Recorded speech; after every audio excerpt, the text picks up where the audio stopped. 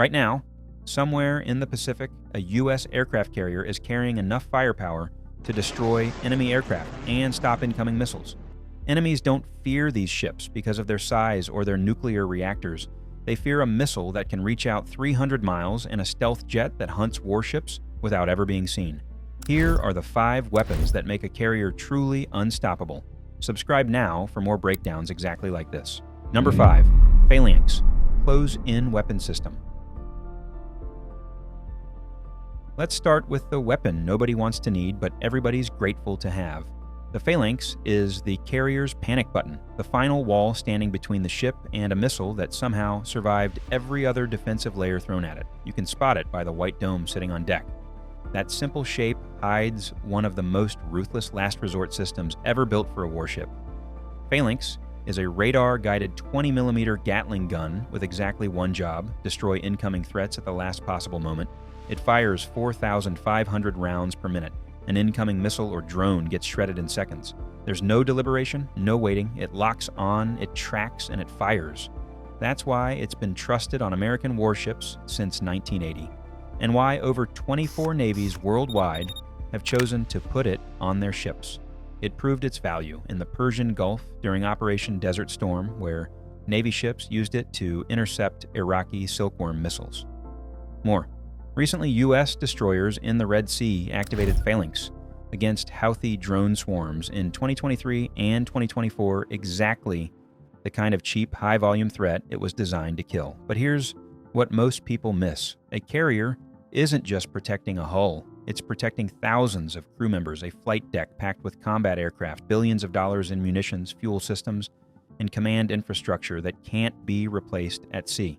If a threat clears every outer defensive ring and gets inside the wire, the margin for error's gone. That's where Phalanx earns its place. Not the longest range on this list, not the most advanced guidance system, but when a missile's screaming low over the water at Mach 2 and the clock's nearly run out, this is the system standing at the door. And it doesn't miss. Number 4. Evolved Sea Sparrow Missile Block 2. One layer farther out is the weapon designed to make sure Phalanx never has to fire at all. The Evolved Sea Sparrow Missile Block 2, ESSM Block 2, is a medium-range defensive missile and one of the most critical pieces of the carrier's survival system. Why?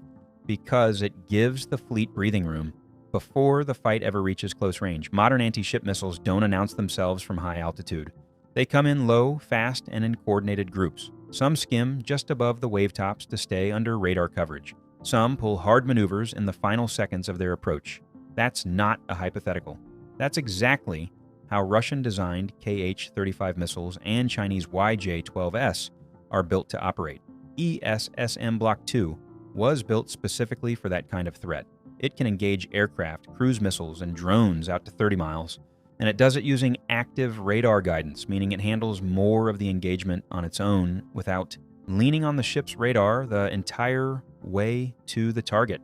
That independence matters more than people realize. On a battlefield where multiple threats arrive almost simultaneously from different vectors, a missile that guides itself frees up the ship's radar to manage the wider fight without collapsing the entire defense network under the workload. ESSM Block 2 entered service in 2020, and it's now deployed across the entire NATO alliance. Allied destroyers, cruisers, and frigates share targeting data with the carrier in real time. If a European destroyer detects an inbound threat, that information reaches the carrier, and a missile's already on its way before the enemy even knows it's been seen. China and Russia don't have that kind of trust or interoperability between their fleets. America does, and that gap doesn't close quickly. Number 3, RIM 116 Rolling Airframe Missile. ESSM Block 2 handles threats coming in from range. Phalanx handles whatever slips through at the final second. So what fills the critical space in between? That's where the RIM 116 Rolling Airframe Missile, RAM, lives. And it's one of the most underrated weapons on the entire ship. What makes RAM so effective is the way it hunts. It uses a dual-mode guidance approach that first homes in on the radio emissions coming off an incoming missile. Most anti-ship missiles emit radar signals to track their target. RAM detects those emissions and flies straight toward the source. Then, in the final seconds of the engagement, it switches to infrared tracking. So, even if the incoming threat tries to hide its radar signature or survive electronic jamming, RAM's still got a second and completely independent method to finish the intercept. It's been combat tested in exactly the scenarios it was built for. During sustained operations in the Red Sea, throughout 2023 and 2024, Navy ships fired RAM against waves of Houthi anti-ship missiles and drones, often in rapid succession. It performed. In a mass saturation attack, the enemy's not trying to hit the carrier with one missile. They're trying to force the fleet to burn through its entire interceptor supply faster than it can be replenished. RAM solves a critical piece of that problem by handling close-range threats efficiently without forcing the ship to fire expensive long-range interceptors at targets they were never designed for. In a sustained engagement, that kind of magazine management's the difference between staying in the fight and going Winchester at the worst possible moment. Phalanx, ESSM Block 2, and RAM together create a defensive bubble that forces any incoming threat to survive 3 separate kill opportunities before it gets anywhere near the hull. No other Navy on Earth's built a layered ship defense system that comes close to this. Number 2, FA-18E/F Super Hornet Block 3 with AIM-174B. The Super Hornet's been the backbone of Navy carrier aviation for over 20 years. The Block 3 version flying today isn't the same aircraft that entered service in the early 2000s. New cockpit systems, upgraded radar, reduced radar cross-section, extended fuel capacity, and advanced networking have rebuilt it from the inside out. But the single weapon that changed the entire conversation about what this jet can do is the AIM-174B, nicknamed the Gunslinger. This missile didn't exist 3 years ago. It's based on the SM-6 ship-launched missile, modified so an FA-18 can carry it externally under its wings. The range is over 300 miles. That's more than double the reach of China's most capable air-to-air missile, the PL-15, which maxes out around 120 miles. The AIM-174B made its first public appearance during the Rim of the Pacific exercises in July 2024, when photos emerged of Super Hornets from the USS Carl Vinson carrying 2 of these missiles. The Navy then confirmed it was fully operational and already deployed with Carrier Air Wing 5 in Japan, sitting just a few hundred miles from the Taiwan Strait. Think about what that means in a real Pacific confrontation. China's spent years and billions of dollars developing long-range missiles designed specifically to hold American carriers at a distance and deny access to contested waters. The AIM-174B flips that strategy entirely. American pilots can now engage Chinese early warning aircraft and airborne surveillance platforms before China's fighters are anywhere near engagement range. Without those support platforms, China's air defense coordination collapses before the main fight even begins. That's not an incremental improvement. That's a fundamental shift in how the entire battle unfolds. And it's not a one-dimensional weapon. It can engage ships and ground targets as well. It carries a 140-pound warhead, 3 times larger than a standard air-to-air missile, and it flies at Mach 3.5, making it nearly impossible to intercept with anything currently deployed by any adversary. The Navy's already testing a version capable of engaging hypersonic missiles in flight. A weapon that didn't exist 3 years ago is now rewriting the entire mathematics of Pacific air combat.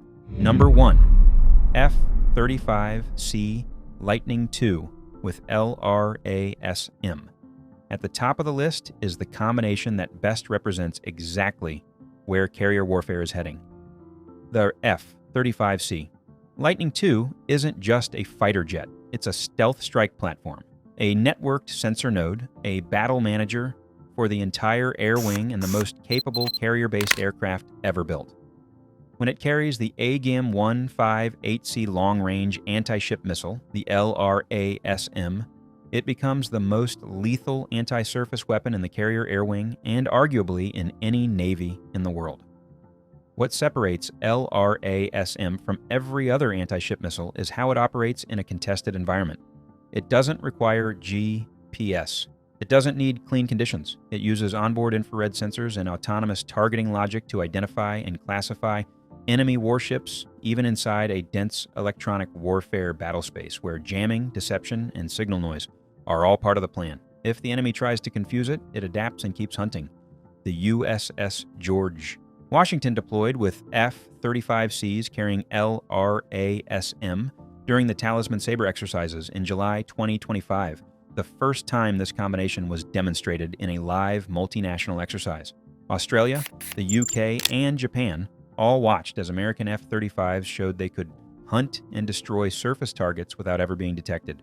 Now put that missile on an F-35C in a real fight. The jet approaches harder to detect than any other carrier aircraft in the fleet. Its sensor fusion pulls radar data, infrared signatures, and electronic intelligence into a single coherent picture for the pilot. Then it shares that picture across the entire strike group in real time. Destroyers, cruisers, other aircraft, and missiles already in the air can all receive updated targeting from a single F-35C operating deep in contested airspace. You're not fighting one stealth jet. You're fighting one stealth jet connected to an entire fleet, acting as one weapon system. The broader support network amplifies everything further. E-2D Hawkeye aircraft provide airborne radar coverage hundreds of miles out. EA-18G Growlers attack enemy radar and communications before the strike package even arrives. MQ-25. Stingray tankers extend the F-35C's combat radius far beyond what the carrier alone could support. NIFCCA architecture links every sensor and every shooter into a single coordinated kill chain spanning the entire strike group. 5 weapons. 3 layers of defense that make the carrier nearly impossible to hit.